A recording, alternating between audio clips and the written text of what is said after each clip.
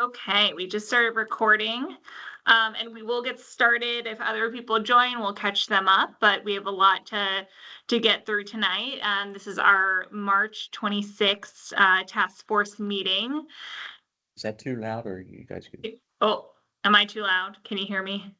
No, you're good. I was just asking our group. Okay. So for tonight's agenda, we're going to start, as we always do, by just looking at the process and our drafting plan. Oh, here we have Sam joining. We are going to skip old business this meeting just because we have a lot to talk about in terms of new business, and we'll have an opportunity to bring all the drafts together next meeting. So if you did have comments on like any of the drafts that we've discussed already, there's going to be an opportunity. We're going to loop back with how we've addressed those comments and bring them to you next month. But today we're going to focus on first and foremost, the public outreach meeting number 3 debrief and feedback that we heard even after the meeting. And that was perfect timing, Joe, because I was just going to mention that you were going to be joining us to share a little bit about your perspective and feedback from what you learned at the meeting. After we go through that public outreach meeting debrief, we're going to go into the draft articles that we have for you to review tonight. So that's the natural resource protection, nuisances, buffering, and lighting articles. And then we'll end with action items and next steps. So in terms of where we are in the process, we are continuing to chug along. Last month was a busy one. We had a task force meeting and the public outreach meeting.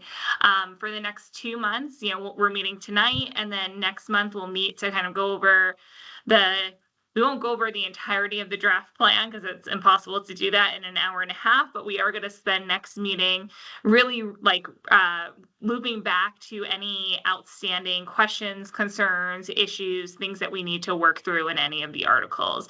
But we will be sharing a compiled version of the ordinance just so you can see it all together, because I know we've been kind of giving it to you article by article.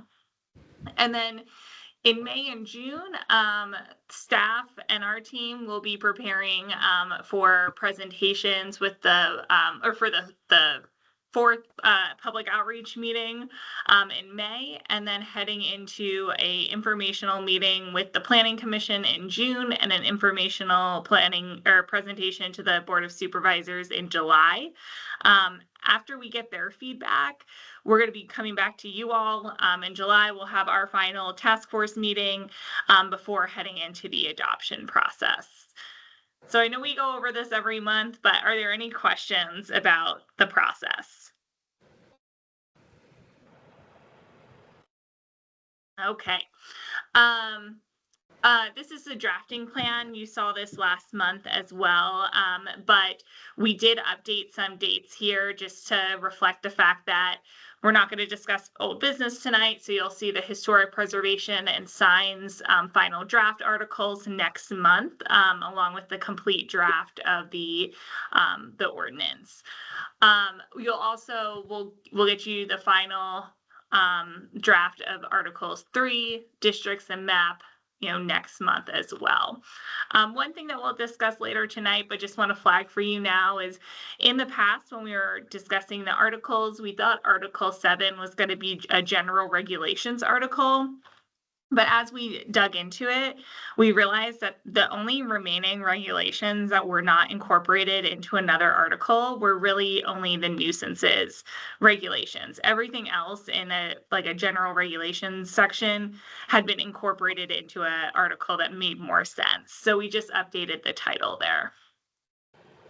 Do you have any questions about the drafting plan? Okay. So getting into the fun stuff. So I believe all of you were at last month's meeting. Thank you very much for spending another one of your evenings with this process. We appreciate you being there. And I know a lot of you were able to talk to community members and kind of talk them through some of the proposed regulations. So it's always really helpful to have people that, you know, live, work, and spend a lot of time in New Garden, talking to neighbors. So thank you for that. Following the public outreach meeting, we received over 100 responses, different comments, but the worksheet that we had, people submitted hard copies or submitted the form online. And then we also received about 50 of those were in an email version.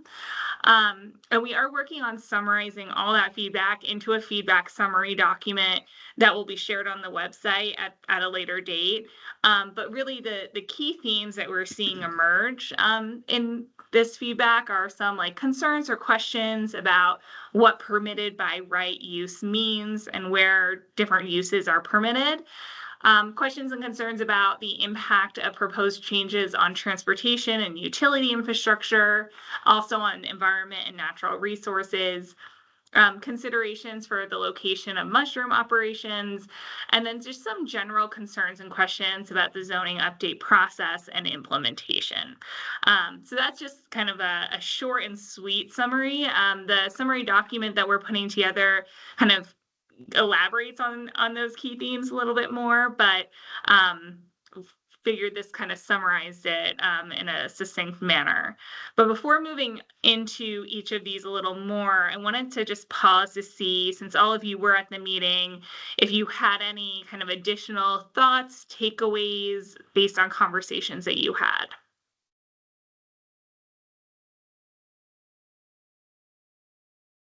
I think a lot of it was, frequently asked questions based, and I think Chris did a really good job speaking to a lot of it in the Board of Supervisors meeting recently. Absolutely. That's a great transition to what I wanted to talk about next. So we did want to talk about, touch on some proposed responses to the feedback. And really from our perspective, we see kind of three main points that we need to address. So the first is education. The second is adjustments to the zoning district boundaries. And then third, kind of reviewing some use permissions. So we're going to go through each of those tonight. Starting with education, I did note, and as Michael brought up, Chris gave a really great presentation at the March 17th Board of Supervisors meeting that kind of touched on some of the questions and topics that came up during the meeting. So if you haven't had a chance to watch that, I recommend. It's like a master's class in zoning, but also it's a great resource if you have a community member that comes to you and has some questions. It's a recorded, presentation that's easy to access and watch. So that's some information, educational information that's out there right now. In addition to the zoning website that we've maintained throughout the process, just a note that we did update it a couple of days ago to include not only the layered map where you can toggle on and off layers, but we added another map that's a slider map. So you can slide from your current zoning to the proposed zoning map, just to make it a little easier for people to see, the proposed boundaries. So that's something we heard in the meeting and, updated accordingly. And then kind of working backwards here, the township did update a landing page on the township website with some of the high level information about this planning process. So people if they just want the short and sweet, they can go right to the township's website. And then if they want to dig a little deeper and sort, look through all of our recordings and meeting minutes, they can go to our zoning website. I just want to pause. Chris, Robert, Matt, anything that you want to add kind of from the township's perspective in terms of what we've done since the public outreach meeting to address and provide some information? I don't have anything additional. Okay. Yeah, I can just say that since we had the public meeting on the 17th, it's now the 26th. That's been about a follow-on of a week and a half, and we've had zero kind of additive commentary provided to the township. So I do think that was like a good sequencing of inputs, but no additional phone calls, emails, anything kind of sent to the township. So I think at this point we can say that everything's been captured of interest. I mean, there's always stragglers that can come in, but I would consider it now to be like, implementation of iterative kind of elements for the project and move it forward to the next version. Absolutely. What was, But what were those two women in for today, Matt? Oh, yeah, we did have someone come in today who said they didn't have access to the internet or a computer. And I guess they'd gotten word of what was going on and they just asked me some general questions about their Okay. particular problem. So, but yeah, just like a, straggler coming in. kind of like so. a, Great. Yeah, and that's, really, Yeah. I know a couple of people had mentioned like, oh, access to internet or access to a computer.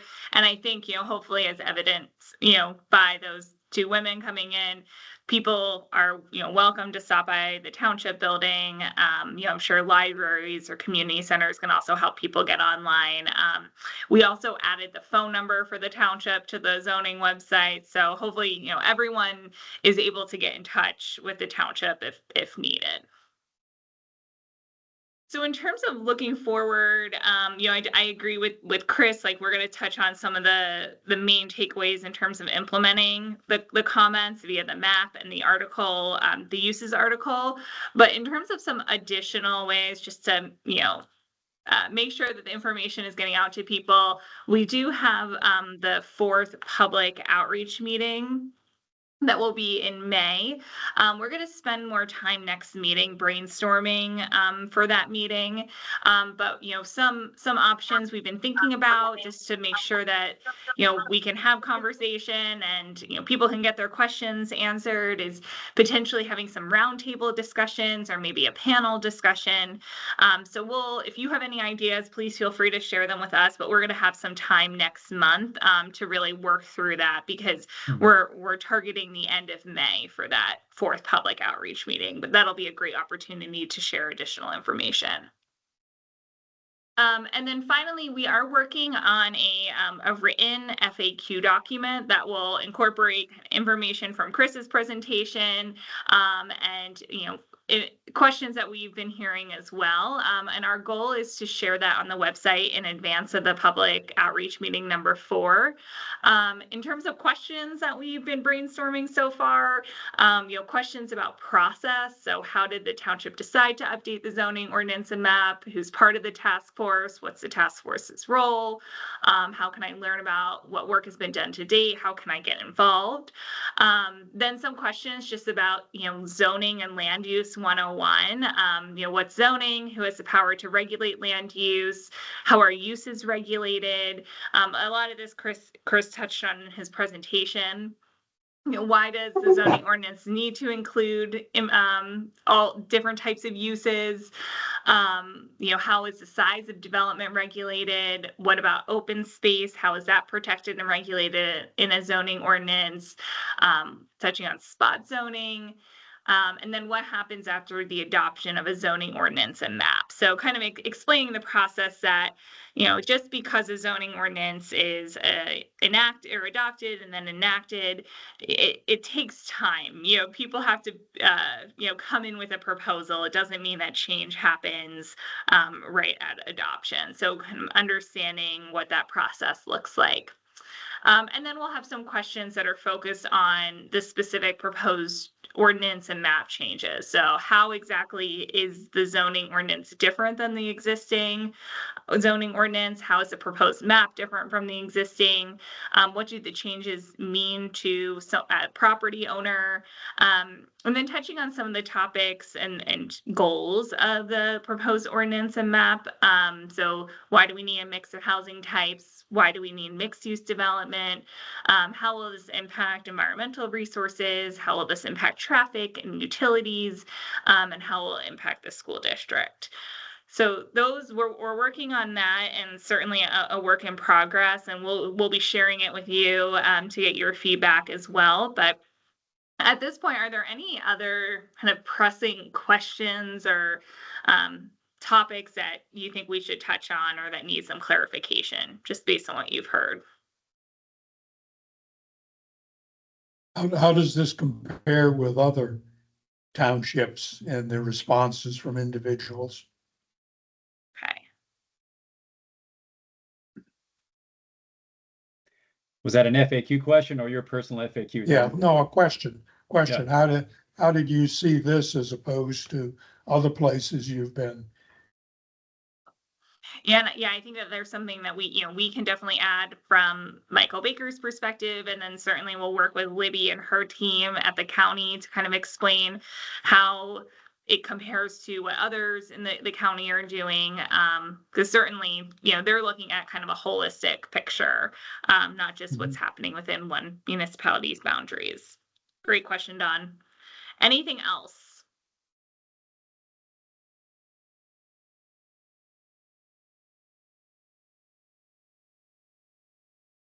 Okay. So, as I mentioned, I'm gonna switch over my screen here. Based on feedback that we received, we're proposing a few map changes, and I'm actually gonna pass it over to Seth, and then, Seth, I'm sure you'll ask Joe to kind of chime in based on your conversation, to talk through some of our proposed changes. Yeah, thanks, Sam.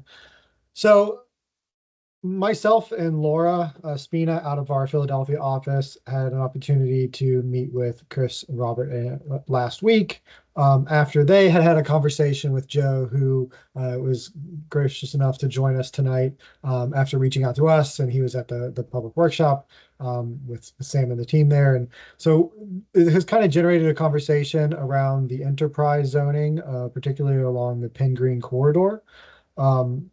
Joe and his operation has quite a presence there, and I'll give him an opportunity to kind of speak to that here in just a second.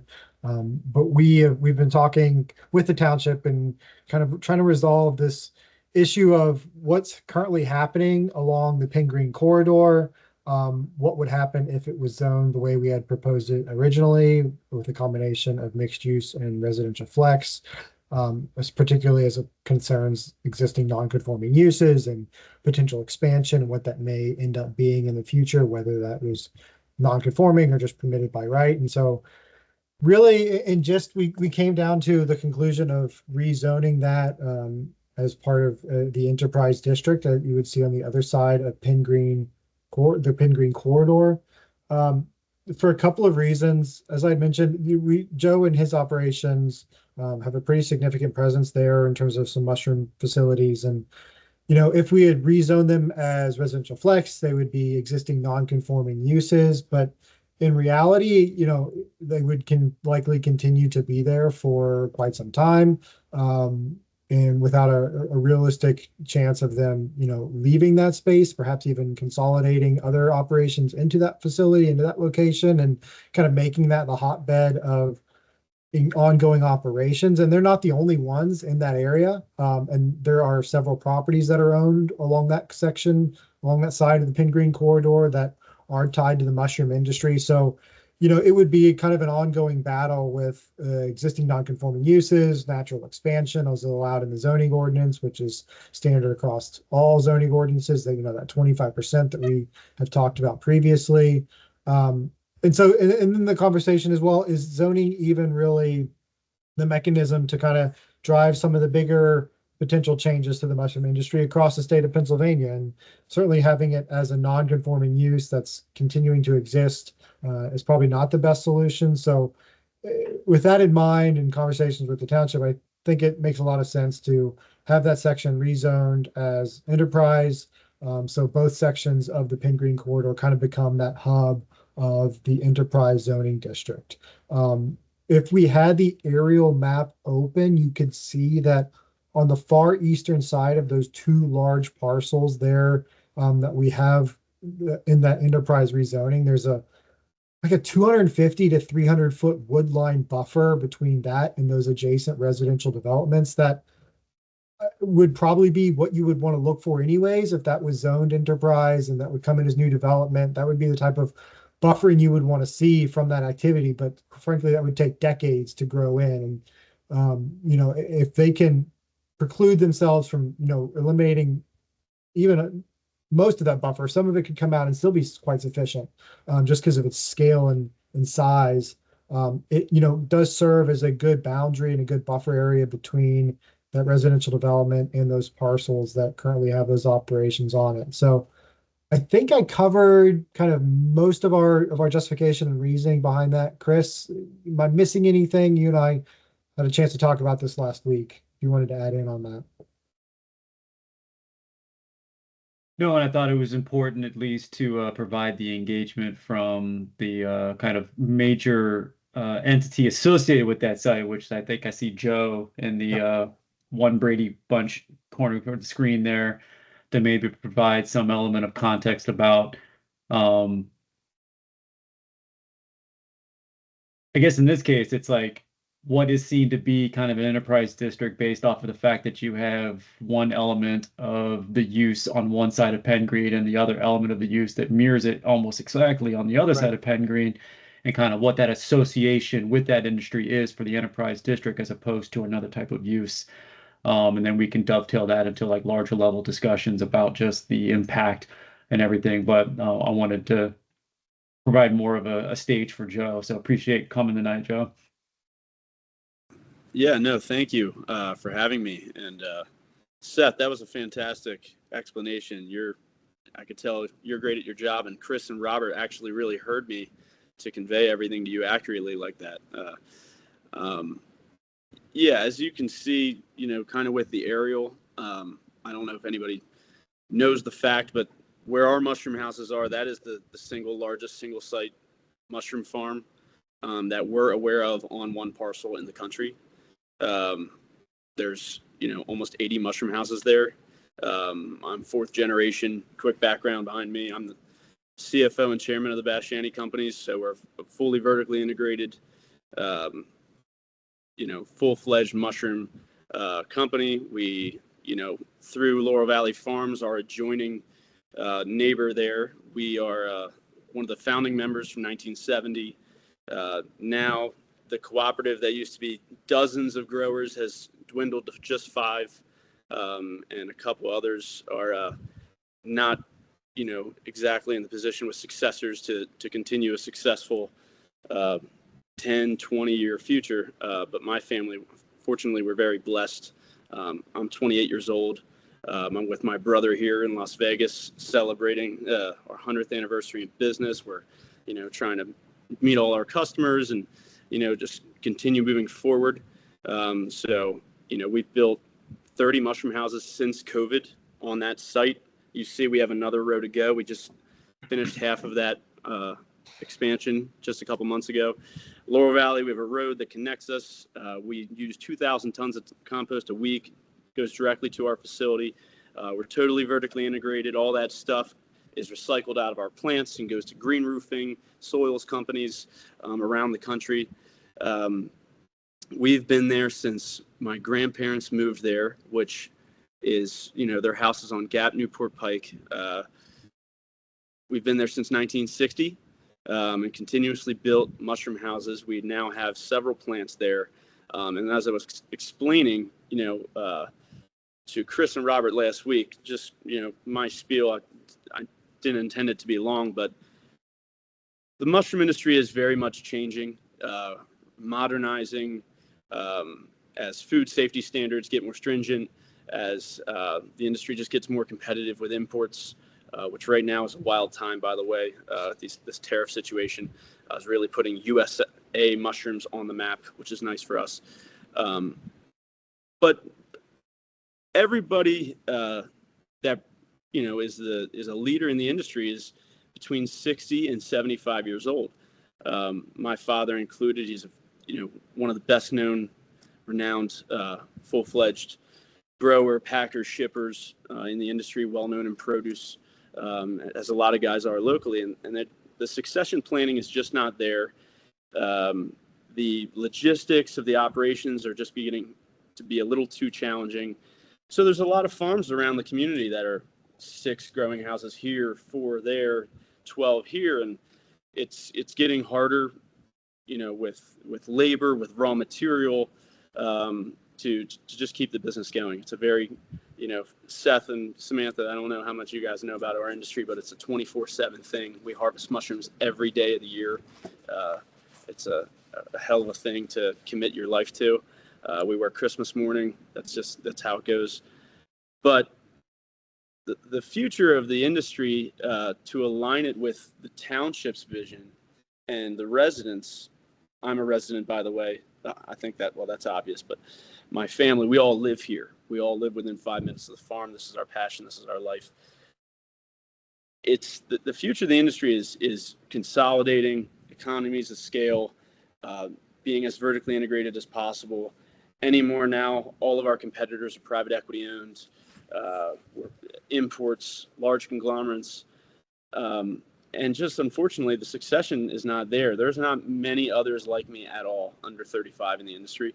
And how does that align with the vision of the township is, I think, a very key component of this, project that you guys have. And I know you've been on top of it. I know Chris, just being in our community for a couple of years, after talking with him in person, he's learned and understood a lot about how the industry works. But it's really in a very interesting point. I think the next 10, 20 years, we're going to see a lot of changes. But the reality is the compost is the center of the whole supply chain. And this is where 400 million pounds of mushrooms come from, these compost wharfs. They're not going to be anywhere. There's different scales and qualities, and the facilities are, taking different shape. There's ways to modernize. Laurel Valley, I've recently got on the board. I know that's been a massive topic. Landenberg Hunt, we want that buffer. We, want to be neighborly. We do think that, aligning all the mushroom composters to behave the same way and, solve the issues that are concerns in the local community. We have dropped the ball a little bit, I'll admit, as an owner and board member of Laurel Valley. We have been doing a lot of work behind the scenes that we want to get in front of you guys and share. It's a very complicated process. As you can see, very asset CapEx heavy facilities. They require a lot of investment. It's a lot of moving parts. So we're going to get in front of the community hopefully soon to share with you some really good prospects of how we think that we can be more efficient, cleaner for the community, how Bash Annie is going to introduce more water conservation, more things that, as we become a larger part of Laurel Valley, we're doing things directly. But this is when people say, oh, Kennett Square is the mushroom capital of the world, Chester County, blah, blah, blah. This stretch of the road is the mushroom capital of the world. It truly is. We've had customers come around the world like this is our mini Napa Valley. Might not be as beautiful, but it is the same thing. The sheer volume that gets produced from this area is the key. And I'll speak proudly about our family. Bash Annie Foods is a mile and a half north. All of our products sticks to the Penn Green corridor. We're fully vertically integrated in the township. That's where all our farms are. That's where all of our labor pool is, the residents, all the executives, everybody lives here. We work and operate in the township. We don't take that compost and ship it to Maryland. We don't ship it to different counties. It stays here. We stay here.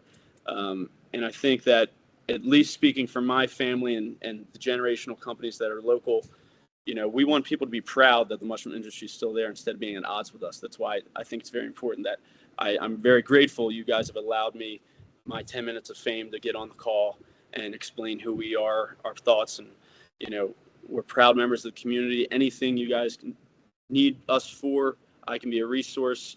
But vertical integration, consolidation, and as I've said before, the more that we're able to do, if we were to become a legal nonconformity, I know we could fit 30 or 40 more growing houses on that parcel. That's where I want to build. I don't want to start acquiring 4, 5, 6 other farms around the community. And I'll have trucks all over the place. You guys will be upset. You want things consolidated, less trucks on the road, infrastructure intact. That's going to make things a little harder to operate. But my family, we just achieved 100 years. We plan on doing it another 100 years. We have kids in college at Westchester and high school that want to come into the business.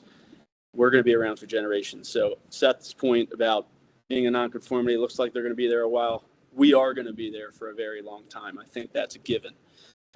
And, there's some other blessed families on that road, the Gazzettis, the Yetmans, the Pizzinis, that are still family owned, that Davises, that, I'm not going to say I can predict anything, but I would say that what's there is going to be producing compost and mushrooms for many years to come. So, that's my spiel. If any have any questions, please let me know, and I appreciate it. Thank you. Thank you, Joe. Thanks, Jeff. Joe. Seth, can you Anyone? explain Oh. the other places with the black borders around? Yep. I was gonna get right to that, Sam. Yep. Actually, real quick before we move to the other areas, are there any specific questions about this enterprise kind of zone and anything that Joe said? Cool. I just wanted to make sure, because Joe, you said you were in Las Vegas. If you want, you're welcome to stay the rest of the meeting. But do you want to get back to celebrating this is a nice 100 break. years? Get back to It- Vegas. It's too crazy here. What? This is a nice break, and very important. So, Sam, yeah, Thank Sam, I you. think you could probably just stay right there and probably see everything we need to see. Yep. So I'll start in the bottom left-hand corner, going from some medium density residential with a combination of previously zoned residential flex there in gold. We've talked about these parcels before. It was kind of intended to be the furthest extent of some of that maximum density residential development as part of these rezoning efforts. Based on some of the public comment we heard and trying to do some calculation on trade-offs, it does go hand in hand with what we're doing on the other two parcels closer up to Route 7, because we heard some concerns about this level of development intensity this far south into New Garden, with the understanding that utility services isn't quite there to make this 100% viable at this time. And if you look across the border down into Delaware, you do have some larger lot residential development. Taking those into consideration, I think it makes a lot of sense to bring these back into residential low density, but then take those parcels that we had previously had under mixed use. Is that Stonegate Road? Is that the name of that road? Up in the Southwood. top right. What's that, Chris? Southwood. Southwood. Thank you. Those are a lot of existing residential uses. There are a couple non-residential landscaping, smaller operations along that corridor, but trading that off with residential flex development there does make a lot of sense. There is some little bit tighter residential development across the border. If I may. Yeah. That residential flex there, we were talking about Southwood and Old Limestone. So my house is in there, but with the majority of it is Lafferty Mushroom Farm and Lafferty Mushroom Farms and their fields. I'm not sure what they plant in the fields. Might be corn. So that's 100 acres there. Some of it's in Kennett Township, actually. Mm-hmm. And I think there's definitely opportunities there for planning down the road in terms of when that's developed, roads will have to be put through there, whether they connect 41 and 7. I'm thinking a lot about that, including with the interchange at 7 and 41. So you got that opportunity there. I think that the Laffertys would probably appreciate that it is residential flex, which is higher density, right? Over. Yes. Yeah. Yeah. Yep. So I'll Yeah, mention and that. There was a lot of consternation and public feedback about taking this largely residential area and converting it over to mixed use, what potential that could bring. Some of that wasn't necessarily, rooted in truth, but I think going to residential flex does make a lot of sense here. So. Thank you. Yeah, and the kind of functional kind of extension would be you're going across Route 41 and continuing northbound into Kennett, and you look kind of contiguously down that line all the way to basically like the Hack facility near the Lantana Center. Like that entire corridor is primarily residential. It's really just that one intersection area that has existing non-conforming of I believe one of them is like a materials type of company for like landscaping on one side, and Sam, like you have the I think it's soon to be potentially vacant if not, but you just have on the western side some mushroom facilities there as well. So it's what is the future of it, and after further considerations it was one where the market has kind of dictated the lack of interest in commercial here because it's been that way for so long. There's a lot of reasons for that, but it's one where I think it makes more sense when you understand that the corridor kind of represents a lot of issues about being a viable commercial corridor. And it doesn't necessarily dictate in the comp plan. So the real reason that this was translated as mixed use was the fact that the current zoning is UD. So that was really the only mechanism for an understanding of whether or not it should or should not be mixed use in the future. And after the considerable amount of public feedback about just, do we have an option to say, is this a non-commercial district? I think overwhelmingly there was support for not using it as a commercial function into the future. And that would be every parcel that touches Route 7. I think some of the properties on there in the kind of iterative map even included some out of, so like right there at the intersection of Route 7 and Limestone, like I would say that if it's one where does that place corporate restrictions on Edgecraft, it might be, but you'd have to kind of say which one is the greater good, because I don't think you could kind of itemize that out, Samantha, correct? And Seth? So that was a question. Yeah. Are we talking about these parcels right here where my Yeah, cursor the is? two on the bottom right next to Edgecraft. Harlow Point are storage facilities, and then the vacant lot at the corner, and then there's like that little tiny triangle that's like pretty much in Delaware for the most part. Doesn't really have a lot of frontage to it, but does it make sense to just make that whole homogeneous section RF? I think you could make the argument, Chris, that those Edgewood or Edgecraft and that it looks like, is it a self-storage facility across the way? There's two of them, yes. Those present a unique little challenge. If we think that they might be ripe for future residential development, sure, you could do RF, but I think you could also make the argument that they're on a decently sized corridor. Mm-hmm. You could probably keep a mixed Yeah, use. I don't think you're going to be wanting spot zoning there. Yeah. Yeah, I don't envision that corner piece ever being used for a mixed use or residential development. Here. To the Yeah. left. That little, that No, no, small the same- piece. Yeah. Yeah, it's Yeah. owned by the same family that owns that storage complex. They'll never put a residential piece there. Yeah.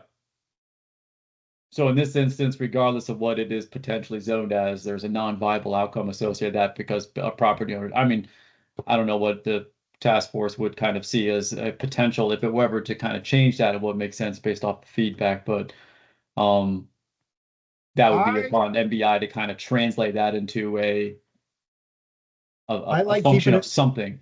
I like keeping it mixed use, Chris. I think to me that makes the most sense. Okay. I feel like mixed use matches what's there right now. I feel like if we go to residential flex, we're gonna have non-conforming uses. Oh, yeah, you're gonna have some significant nonconformities.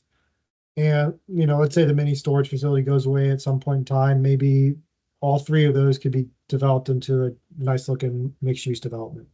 Maybe, It would be apartments, could be. each individual unit. I don't know. I know we got lots of vocal comments from residents on the meeting, but it is a major artery. Yeah, right. Like, Right.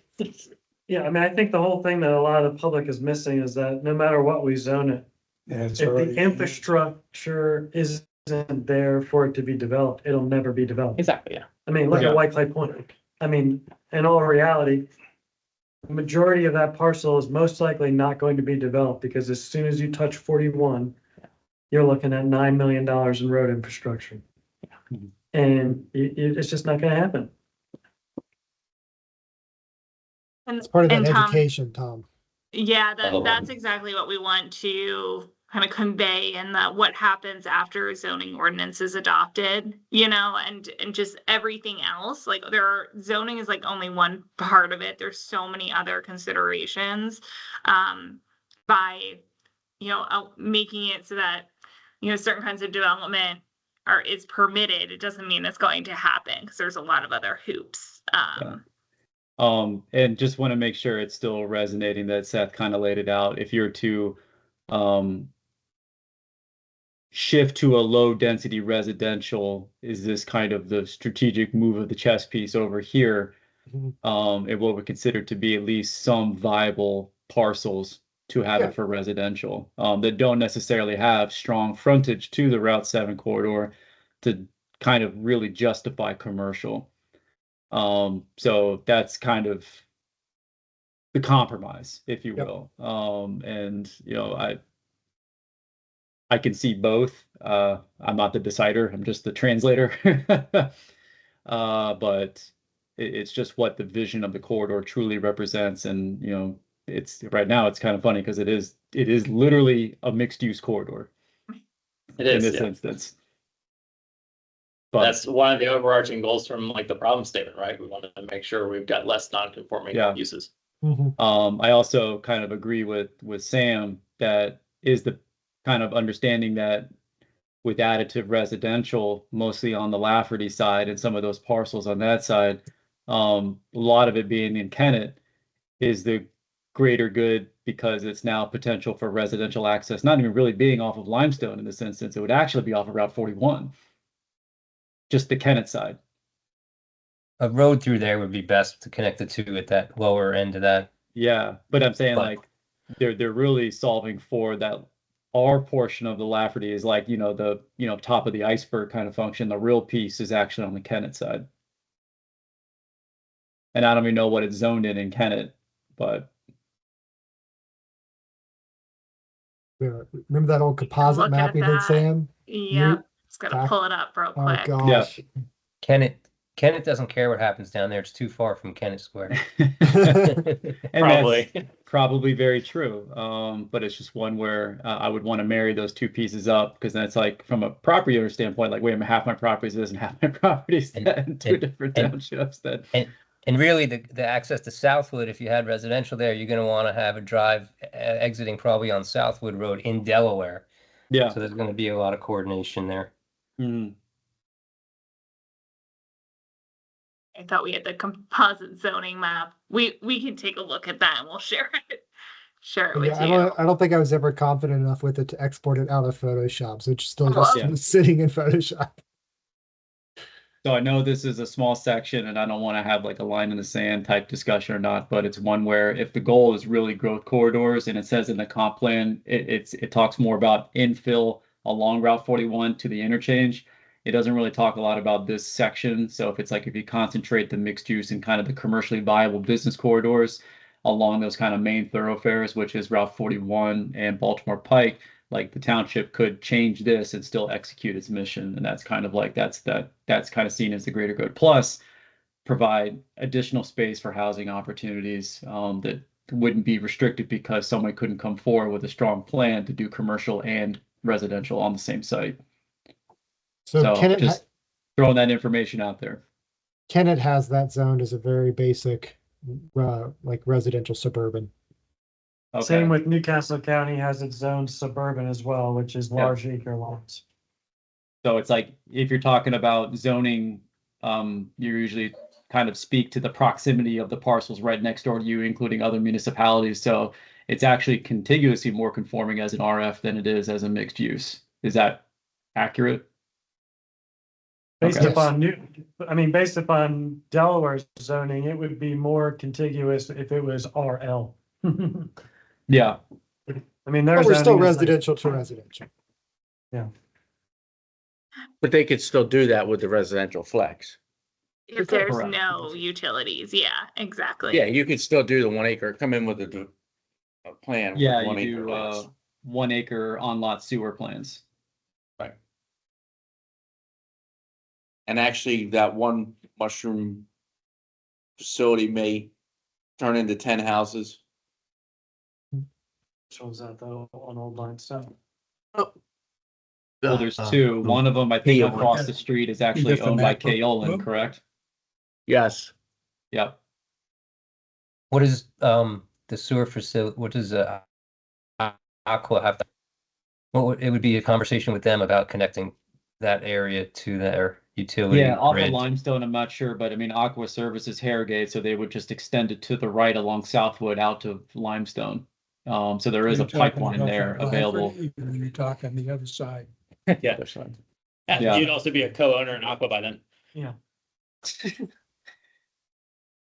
But that's kind of where it would be routed from. It would come from the south facility to there, or potentially, down. Down from Delaware. I don't know how they would have any, is there any ability to connect to a Delaware sewer system? That's a great conversation. I don't have much sophistication of knowledge about interstate utility shares. Yeah, that's outside of my area of expertise. as Yeah. well. Does Samantha, do you get this occasionally at borders where, you know, like 41 and 7 is basically our city compared to on Delaware's side, you know, this is basically their rural area. Yes. So I will say this is the first time I've worked in a community that it's a state border, not Okay. just municipal border. This is pretty unique. I don't know, Seth, if you have any no, right? I don't. So, but you know, in terms of like what Chris was saying, generally in terms of your arguments about it being consistent with surrounding municipalities, whether it's a municipality in Pennsylvania or the state, I think the RF residential flex makes a lot more sense here. Yeah. And you have it right there. So, let's say sewage line connections, they're there. Capacity to send the flow is a different discussion, but it's one where you have access. You just have to solve the treatment facility capacity issue, which, I mean, that's always been the issue for anything about this. You know, we're still up against the wall there, not wholly unfeasible, but a developer could potentially tie in. And did my we ever look understanding, into they're the being roughly municipal about- planning? What's that? Did we ever look into the municipal planning code on if we zone a property that permits a certain density, but ultimately can't provide sewer, whose problem that becomes? In terms of having to expand it? Yeah, It's what you're Great saying. question. I can look at it. I can look at it again, Tom, but I'm almost certain that there's nothing in the MPC. I guess what you're trying to get at is like, does it become the onus of the municipality to provide the adequate amount of utilities to facilitate the maximum density it's allowing? yes. I don't believe so. I think that's what came up with this. Company.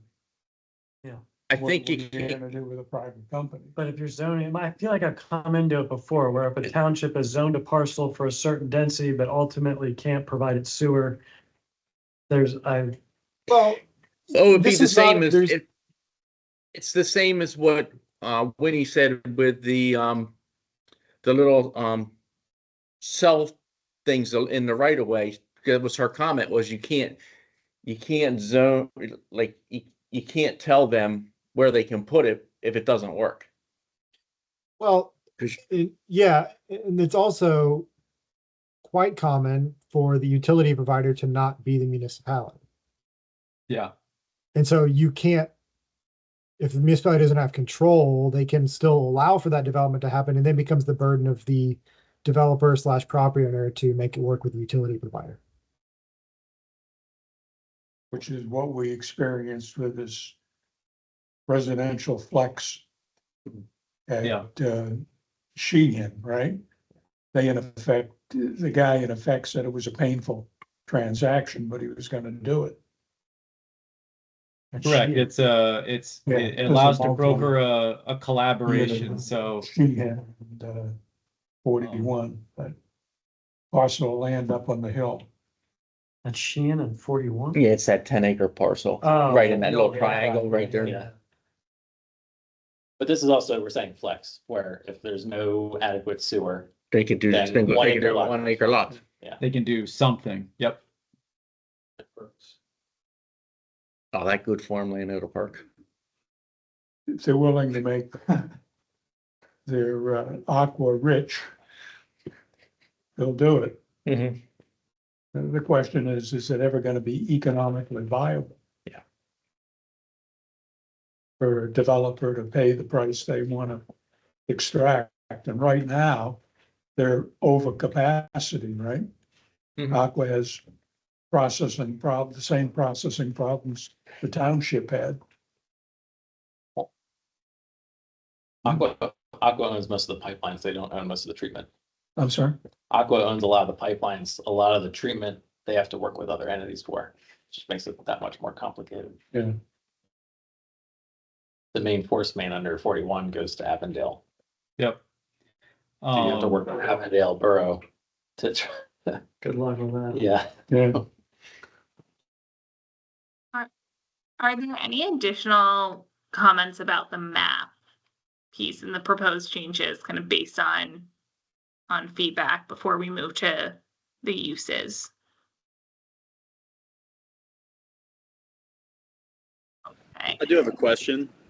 I noticed, and forgive me if this is, not a smart question, but I looked at the 2025 budget, and, when you get to open space and hopeful future acquisitions for open space, I've noticed, because my family or friends have some of these larger parcels you see that will fall into residential flex or even the village zones near Tuffkeneman.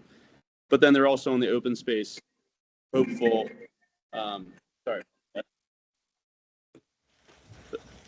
they're also on the hopeful open space acquisition. So,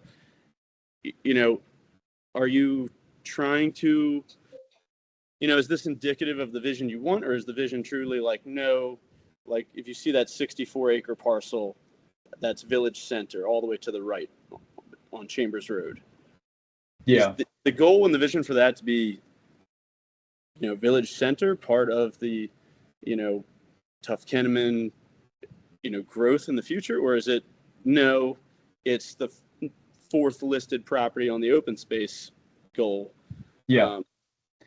I don't No, know. Joe, that's a good question, and it kind of lives in tension and balance. So it's one where, and number one, when you said you saw the budget, thank you, you're the one. Kind of paid attention to that.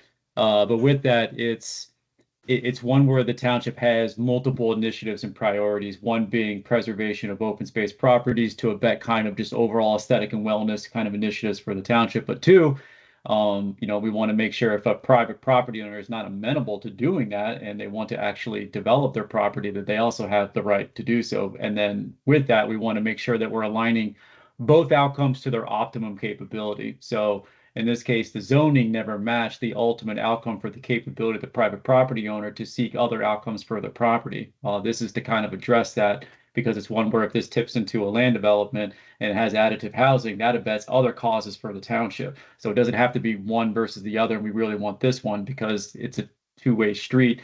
They have to be amenable to discussing terms and conditions about appraisals for property for the township.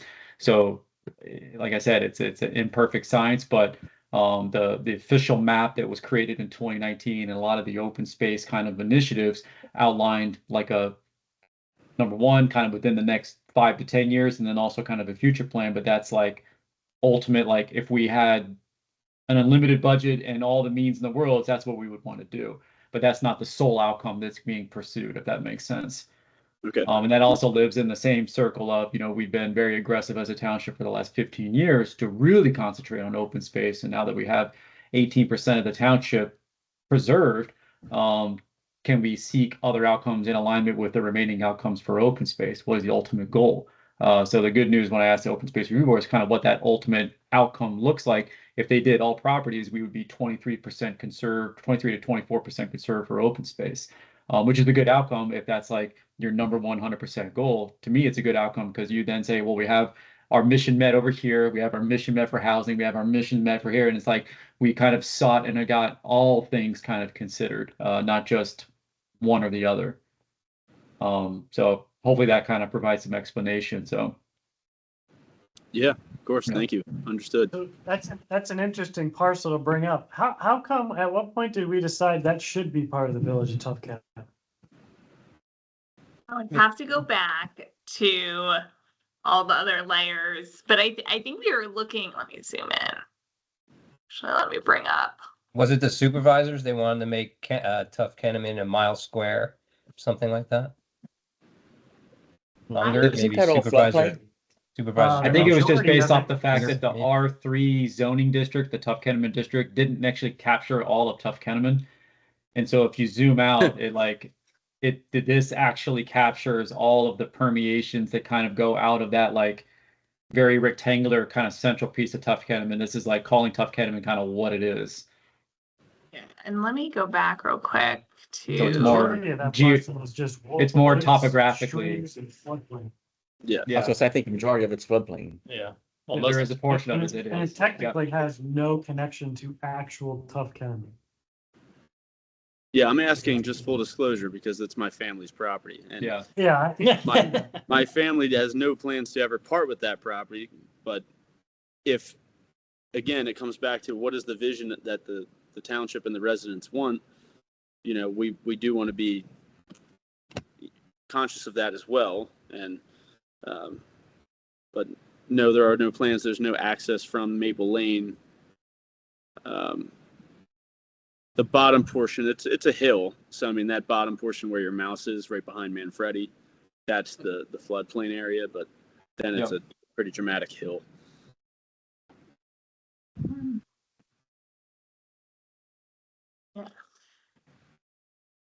Yeah, I mean, So we can talk about that some more, but I think just looking at it now, I think there's a lot of good comments. Might just make sense to take that and make it RF and use the railroad as that border. boundary. Mm-hmm. Yeah, and make those other 1, 2, 3, 4 parcels RF too. The ones we've got is corridor, and just use the railroad as that border. Yeah, this was more of the starting at Hillendale, kind of going down the hill. That's kind of like where a lot of people's perception of where Tuff-Kenneman kind of begins. Totally. And what's red again? Commercial? Village it's Red district. is Village Center. Village Center. Square. This is village. Yeah, the lighter yellow is village center, and then the Mhm. darker red is the gateway. Yeah, which is more like a oriented commercial. Like the transition. So like the majority of that red above that 64-acre parcel is basically Manfredi. That, All that. And that like whole corner is all there, isn't it? Mushrooms, this is Mushroom Central. Oops. No, that's Bergie's, and Bergie's is on the corner, and then the rest is, all Manfredi until Yeah. probably the Until And Who that's owns essentially Mushroom like a Central? commercial, That's a the commercial Leo's. corridor. Tell International Paper and Primo Hoagies. yes. And I think this was an area that we had the conversation about, like, well, what, the balance between non-conforming uses versus the vision that you want to see, and a lot of, especially along Baltimore Pike, that like Village Gateway area was certainly like, we want this to be more of a commercial corridor gateway to the village. So that's why we had decided to like make this whole area Village Gateway. But we'll take a look at this larger parcel here. The only thing else like that I would add about the open space, Chris, and that was a great overview. And just we did get a lot of questions, and this is why we're putting it in the FAQ document, just about like, oh, it doesn't seem like there's a lot of green on this map, right? It's just like a first impression reaction. And so something that we want to be really clear about is, just because something is not zoned as open space, parks and open space, like all these parks and open spaces are either township owned parks and open space, or I think there's the golf course. Open space can be integrated into any of the zoning districts in multiple ways. And at the end of the day, one thing that we do need to be cognizant of, to Chris's point, is that we don't want to take the property rights away from an existing property owner through this rezoning. So that's why we won't change any private property to parks and open space. There will be other ways that the township can acquire or negotiate open space through other ways besides zoning. That's a great question, though. Okay, so I do want to move on. I'm not going to spend a ton of time here because I think we're running out of time, and I think I'd rather have you all take a look at this like afterwards and spend time looking at this. So based on our feedback from conversations that we had with you, I think last month, and then just feedback that we got from community members, we took another look at the uses table and made some edits to the uses. So you'll see any of the edits we were suggesting are showing up in red, like track changes. So we'd like you to take a look at them. A lot of the changes we're looking at, let me scroll down. Some of the retail uses and where they're permitted and whether they need to be permitted by right or whether it might be better as a special exception in some of the areas. As you all know, permitted by right does not mean that there are no regulations that accompany these uses. A lot of times, especially if you see the supplemental use regulations column, there are regulations that are required even if something is permitted by right. There is a thorough review. But in some cases, upon like a closer look, we thought it might, a special exception or conditional use might be more appropriate. So this is something we're going to send out as a follow-up to this. This was not sent out prior to this meeting because we were still compiling all the feedback that we got. But we'll send this out as a follow-up and ask you to take a look at it and mark it up with any of your thoughts. But just, without going through it in a lot of detail, like, are there any uses or like districts with permitted uses that you want to bring up right now based on conversations you had with community members or anything to flag right now?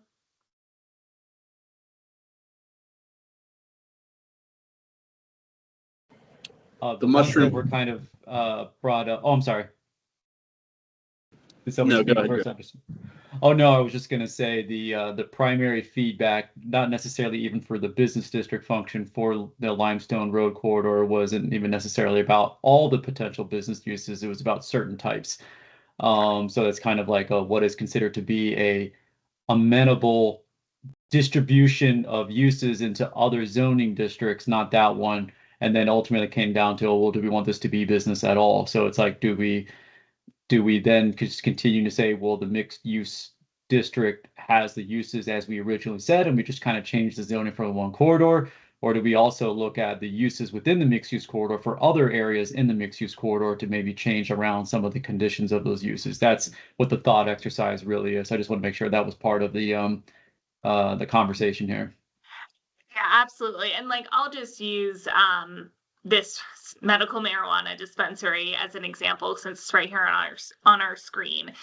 Something that we had thought about when changing that from a permitted by right to a special exception mixed use corridor is, that mixed use corridor, while it will have, commercial uses, there's also apartments, there could be, it's like a mix of residential and commercial. So while we want that use to be permitted, maybe there should be a heightened level of review, because based on its surroundings, it may or may not be appropriate. So that was kind of just an example of like, it wasn't necessarily, this change was not necessarily in response to that Limestone Road kind of area of concern, but more so the entire corridor itself. I just wanted to say, on behalf of people I've spoken to and just knowing the local mushroom industry and the people in it, they're going to have a lot of questions, probably at the next feedback or outreach meeting, about mushroom agriculture kind of being separated away from the other forms of agriculture. Because, other farms dispersed around the township, they view it as ag. I know some guys that I've spoken with that are in Franklin Township, where there is a difference. I think they call it high intensity and low intensity agriculture. And so there's already some people that do understand it, but just letting you know, you're going to have some comments from people that view it in that way. And it'll be confusing, and I guess Laurel Valley could be brought up in that. Laurel Valley has property across from Star Road that is its soils division. It's just, I guess it would be mushroom related because they take the used compost from our operation, but it's pretty much like, I guess I don't know. To me, it's more of the crop farming than it's not really mushroom related because it's just, spent soil gets bagged up, mixed, and then it leaves the property. And that's in an agricultural easement currently. I just wanted to bring that up. Half a dozen people have brought that up to me. Thanks for mentioning that, Joe. And something that we can follow up with you on is providing, this is just the table of uses, but we do have full definitions of each of these that might be helpful for you and your colleagues to review, because it separates some of those out with some definitions, and we could use feedback. That would be great. Thank you. Okay. So, with the remaining 20 minutes, we want to just touch on the new articles that we sent over to you. It was our last batch of new articles that you're going to see. So everything from here on out will be final draft and, the compiled draft of the ordinance. The first article that we sent over was the natural resources protection article. This is really based on your existing article, I think, Article 12.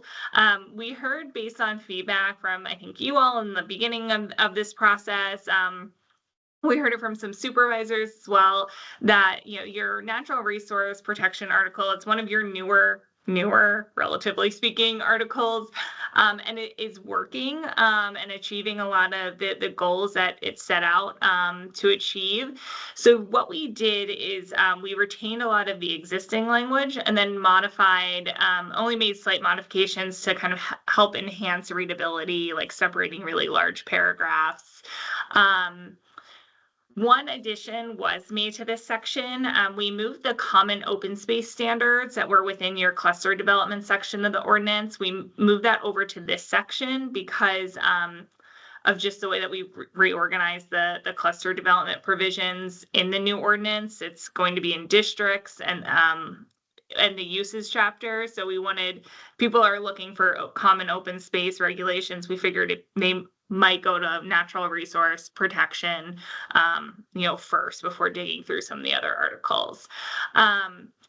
One other thing is that the tree conservation provisions that are in your current design standards article, all it does is reference your saldo. So we don't believe that this really is needed in your zoning. It's a kind of a saldo topic and would be covered in that moving forward. So Don, I see you have some comments in here that I think we can start with in terms of conversation. The first comment was regarding just the purpose of this article. So, the purpose of this article references your goals from your 2018 plan, and then goals from the Greenways and Phelps property plan, and then the Greenway and Trails goals in your comp plan. This language here about maintaining the rural character of the township, et cetera, and then ensuring the economic viability of agriculture is taken directly from your natural resources and open space goal in the comprehensive plan. But Don, I know you had a suggestion on how to modify it. I don't know if you want to share your thoughts. Well, I certainly think maintaining the rural character of the township is a passé concept. This is hardly rural.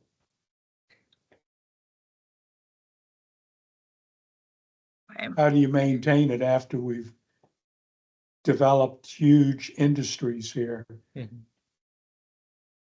So Ask the people if they think it's rural character along Penn Green and Star Road.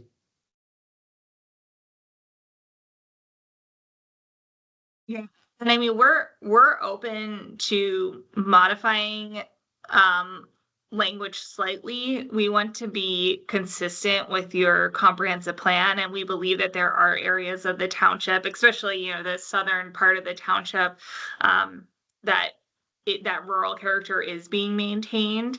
But yeah, we're Yeah. hesitant to edit Is the there- language. Oh, go Is ahead. there an ability to align these with zoning districts? Because I feel like that's kind of a big function of it, because I agree with some elements, obviously with Don, where it says like, listen, there's rural character integrity in the township, where you're gonna have to go to specific sections of the township, but to kind of say that the overall township is rural is kind of whistling past the graveyard. You know, we increased our residential population by 130% in 2 decades. Like we already, the toothpaste is out of that tube. We replaced a lot of farms with current existing subdevelopments that we have. That was all farm, most of it in Landenberg. And so it's one where we're kind of a blend of things. So maintaining the rural character is more of like maintaining the rural character if you're going to have low density residential, like so it kind of frames it more for purpose, more so than a generality. That makes It's like sense. saying that we want to keep the history intact when in all kind of execution, we've done kind of more elimination of historic properties than facilitating their future vitality. So it's Yeah, calling it kind of residential what it flex, is. It's what's that? residential flex, and the rest doesn't blend in with rural character. Yeah. So I'm not trying to get rid of the rural character language as a function of the zoning document, but just kind of encouraging its alignment with certain districts that are kind of executing that. Because to say that we're trying to make the innovation district part of maintaining the rural character is not the case. We're not trying to do that, and it hasn't been zoned that way for quite some time. Even though that area actually represents some of the more legacy rural character of the township. So I just want to make sure that it's being called kind of what it is.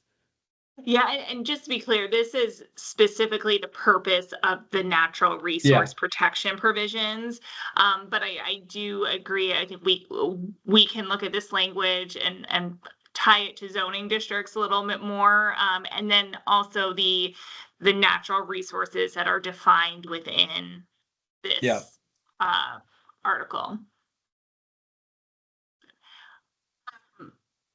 Another question I know, Don, you had was just, we had listed the comp plan, the greenways and Phelps property plan, regarding the greenway areas and trails. I did find the Smedley Preserve master plan, that we can add in here as well, but I did not see I saw information about New Garden Hills, but I did not see like an adopted plan. So that's a question for the township, if that's something that we want to reference consistency with. If we had one that we were sticking to, then yes. There is still a bit of flux with the final kind of visioning for that one, but it was one where we had a kind of a conversation in August of 23 about the originally commissioned master plan and its kind of ability to fully execute it based off the fact that that was like a high intensity plan for the site. Also a high cost plan. And so that's one where in that same time frame, the Smedley plan kind of came online. So the goal is to finalize the revised version of a New Garden Hills plan in sequence of ultimately how it would integrate with White Clay Point as a town center, because it's one where it's like the outcome there should be absolutely related to the outcome at White Clay, because they're going to be seen as conjoined sites, if that makes sense. So it kind of put it on a shelf. Okay, so basically it's not in a point where it's kind of solidified or finalized enough to include here. Correct. Yeah. So if the goal is to kind of say, and that was always part of the plan, was to integrate thoroughfares from White Clay into the site. But then again, you have no idea where those are going to be and what's going to be amenable to for final agreements with any potential future developer for the site, than to commission a master plan that doesn't have that understanding of how it's going to overlap with the major, issues with St. Anthony's, which is access. It kind of limits the ability to adopt a current plan for it. We're going to tie elements of the existing stuff and kind of piecemeal it together, but that's why it's still in kind of draft mode right now. Makes sense. And then The only other comment we had was, we were looking for the definition of wetland margin and Don found it. It was in a Chester County bulletin from, I think, 2003. So we will add this definition in there. That was the only natural resource that really didn't have like a definition that could allow it to be mapped and understood. So we wanted to make sure that we added that in. Are there any other questions or thoughts? I don't want to run through the whole article just because of time. But these were the comments we received in advance.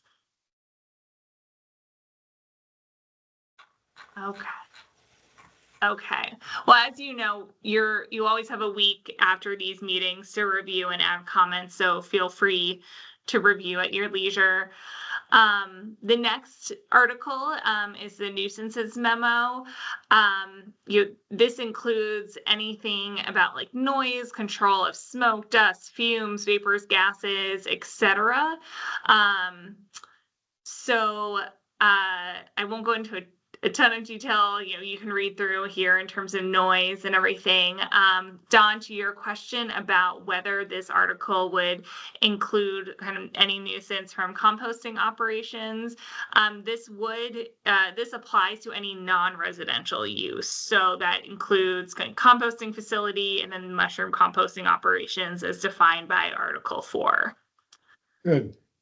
I think to piggyback off that though, Sam, it would include any non-residential use that is not protected by like the PA right to farm and the nuisance protections built in state legislation, but those are just traditional agricultural operations.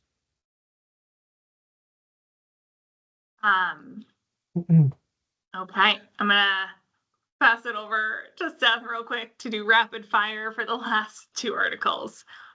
Yeah, so this is Article 9, buffer screening and landscaping. I see Sam drop some comments in here. I haven't had a chance to really read through those yet. I'll kind of do that as we're going through here. This article is intended to establish buffers and screening standards between new and existing uses, as well as set some standards for walls and fences as throughout the township. I think the best thing to look at, Sam, is the buffer table on probably the second sheet. So what this does is establish different types of buffers. We have softening, filtering, and screening buffers, and it goes on this matrix of your proposed use on the left versus your existing use on the right. What you can see is the most intense type of buffer is your screening buffer, and you want to see that between your industrial and residential. So you can see where those 2 points converge, and it develops that type of screening buffer. And then Sam, if you go down to the next table, it gives you what that criteria for each of those buffers are. And so we ramp up into intensity from softening up to screening, with the option to do the limited area buffer if you can't fit it within the existing older developed areas. But our screening buffer would be the most intense with the most required amount of minimum planting materials to really establish that high quality buffer between more intense uses and some of your lesser intense uses like residential areas. I want to look at Sam's comments real here.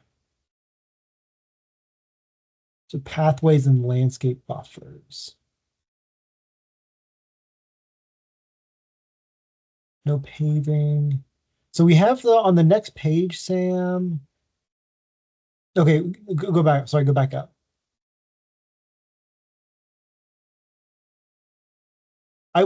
If I was sitting in the arm of the township and looking at this, and we had a walking path within a buffer, it says no paving shall be permitted within the buffer area except for driveway crossings and or walkways. I would consider that a walkway. If we have some type of, Sam, you're back just right on time. If you had some type of pedestrian walkway within a buffer, I would consider that acceptable under subsection C there because it does allow for the provision for walkways. And then. Sorry. Yes, that is noted, Sam, if I'm reading your comment here correctly. It does take time for plantings to come in to fruition and grow and create the adequate level of screening. We also have maintenance requirements for long-term, should plants and things die after a certain number of growing cycles. So those are built in here too. And then towards the end of this article, we have language about fence and wall materials, what types of fences you can do in certain areas of properties. It's relatively standard stuff in terms of fence height as well. So if you all have any other questions or comments as you're reading through this, please let us know. And what we can do too, I'm just gonna make a note, we will double check, because we did define, I know we defined like shared use path and I believe walkway. So we'll just make sure that the language is consistent in this and the definitions. So it's clear that that would be permitted here. Yeah, if we that's a good point, Sam. I forgot about shared use path. We should probably just add that into that exception. Thank you. Thanks, Sam. I gotta head up to the building. See. Okay. Yeah. Appreciate it. See you soon, Sam. Yep. Any questions about what Seth just went over for buffer screening, landscaping?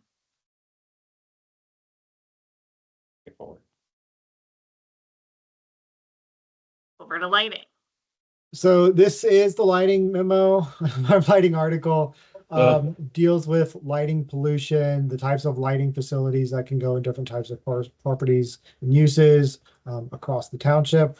One thing we've done here that is kind of a budding type of zoning ordinance amendment across not only Pennsylvania, but the country in general, is we've incorporated some dark sky model ordinance requirements that are intended to really pull back light bleed and light pollution from residential and non-residential properties to allow for nice viewing of the dark sky, but it's also beneficial for plants and animals alike.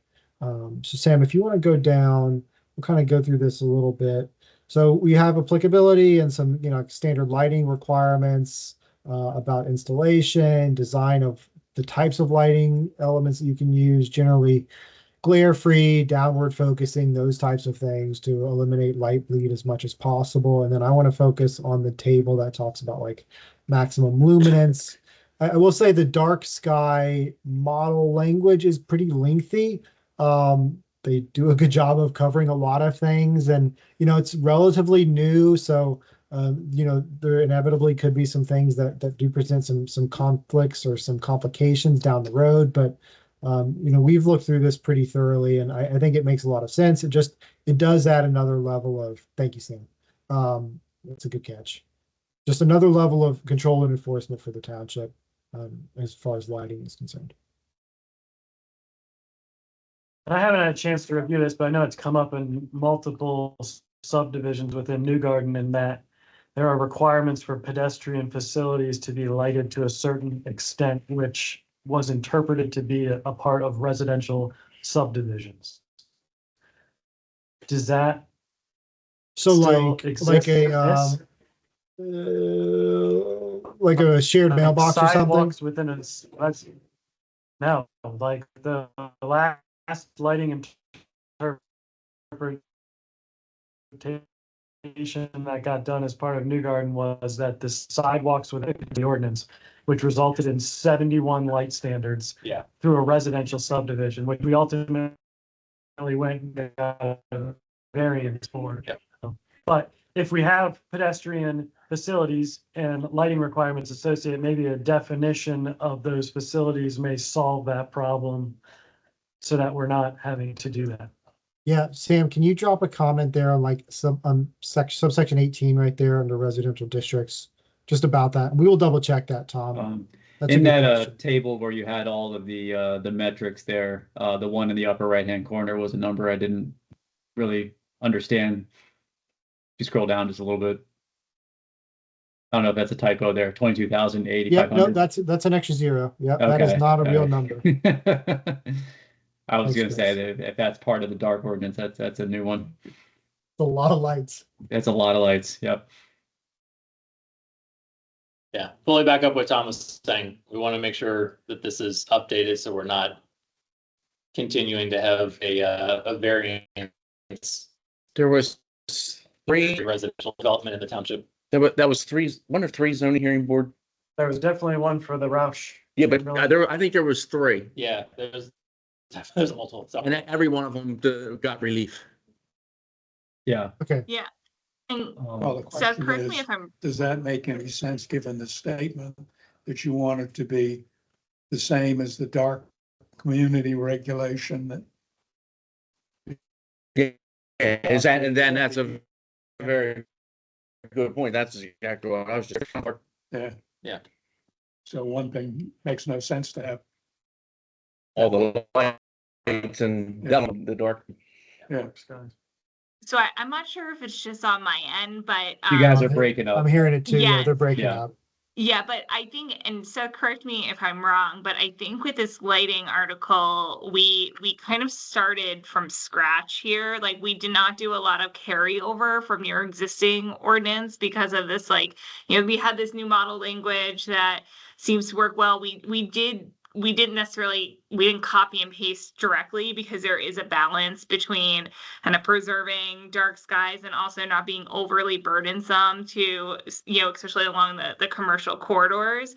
So we did modify based on kind of how we've been applying it with other municipalities, but I don't believe that there's a lot of carryover from your existing. There are a couple of subsections. I mean, the existing new garden lighting section is pretty short within the zoning ordinance. We brought over some of like the installation and maintenance requirements. But yeah, we leaned heavily into the dark sky for the actual like luminance requirements. Yeah, I think the one consideration was just what is the expectation when you have the same ordinance apply for commercial functions, considering that a lot of businesses want to have kind of well-lit areas and stuff like that. So I just wanted to make sure that there was a consideration of what is amenable for implementation on all properties, not necessarily just for residential. This is the subsection 19 there, Chris, that deals with all non-residential Non-residential. uses. Yeah. Yeah. And And is it's that more seen about as like about light trespass from non-residential uses. Yep. And I believe, and I'm probably not going to find it in the last minute, but there is a provision about like security lighting or Yes, some of yeah, those like yeah. public safety. Yeah, Yeah, type That's in there. lighting. There's exceptions in there for that. So. Yes. It's just Yeah, one where if you come in, exceptions. you're a commercial business and the township says, no, you can't have lights because it might pollute the sky. It's like, well, then I can't really feel good about my business operating on, light. It strikes a good balance. Nighttime ops, yeah. Strikes balance. Okay, well, we are towards the end. I do just want to, talk about next steps and actions. I do really appreciate the conversation that we had about the feedback we received and kind of steps to move forward. I feel really good about it. But feel free to send any additional thoughts based on our conversation on the draft Article 4 uses article and the draft zoning map once we send that out as part of the follow-up to this meeting. We also welcome your feedback on any of those articles that we just discussed by next Wednesday, April 2nd. That will allow us to incorporate changes into the complete compiled draft. And our next task force meeting is going to be Wednesday, April 23rd from 5:30 to 7. I will be attending in person. We'll have this virtual option, for anyone that can't join in person. But I will bring a big printout of the zoning, draft zoning map, the updated map, just so we can look at it all together and in detail. In addition to reviewing the complete draft and like review of any outstanding issues or questions, I do want to spend some time brainstorming with you all our approach for public outreach meeting 4, because that is a really important opportunity to discuss and get feedback from community members before heading into more of like the formal public meeting adoption setting. This is kind of encourages more conversation rather than just, a one-way feedback. So looking forward to discussing with the last minute, any questions from the task force before we close out? I think we gotta Okay. jump at the PC, so. Thank you all. And Yep. thanks, Joe, for All right. joining. Thanks, Joe. We'll talk Thanks, to you later. everyone. Bye. Have a good night. Thanks, Libby. Bye. Good day.